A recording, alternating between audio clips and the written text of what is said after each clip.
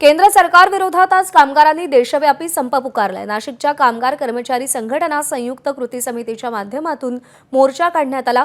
नाशिकच्या गोल क्लब मैदानावरून शेकडो कामगारांनी जिल्हाधिकारी कार्यालयावरती मोर्चा काढला। यावेळी केंद्र सरकार विरोधात घोषणाबाजी करत कामगारांचे कायद्याचे उल्लंघन करणारे निर्णय कायदे रद्द करा अशी मागणी केली।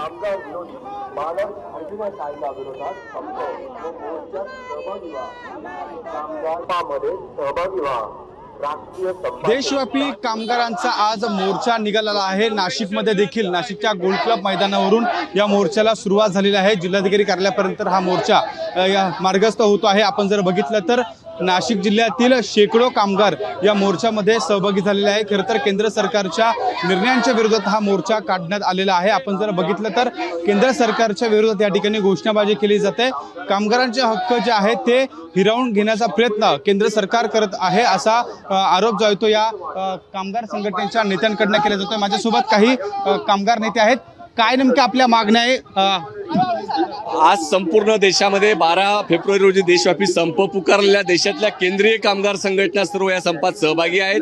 या देशामध्ये ज्या श्रमसंहिता आणून जे कामगारांच्या कष्टाने मिळवलेले कायदे ते संपवण्याचा डाव केंद्र सरकारने केलाय, त्याचा आम्ही धिक्कार करतो। ते त्वरित मागे घेण्यात यावं। केंद्र सरकारचे सर्व निर्णय आणि धोरणं हे फक्त कॉर्पोरेट कंपन्या अदानी अंबानीच्या हिताची आहेत। 29 कामगार कायदे जे डॉक्टर बाबासाहेब आंबेडकरांनी केले होते ते सर्व कायदे रद्द करून कॉर्पोरेटच्या सांगण्यावरून 4 श्रमसंहिता केलेल्या आहेत। या 4 श्रमसंहिता म्हणजे कामगारांची गुलामगिरी आहे। कामगारांना कायम नोकरी नष्ट होणार आहे, युनियन करता येणार नाही, संप करता येणार नाही आणि म्हणून या 4 श्रमसंहितांना कामगार वर्गाचा तीव्र विरोध आहे। प्रमुख मागण्या घेऊन खरं तर हा मोर्चा आता नाशिकच्या गोल क्लब मैदानावरून नाशिकच्या जिल्हाधिकारी कार्यालयापर्यंत निघालेला आहे। केंद्र सरकारच्या विरोधात घोषणाबाजी करताना देखील आपल्याला हे कामगार या ठिकाणी पाहायला मिळाले आहे। कॅमेरामन अंकुश सोनवणेसह शुभम बोडके, एबीपी माझा, नाशिक। एबीपी माझा, उघडा डोळे बघा नीट।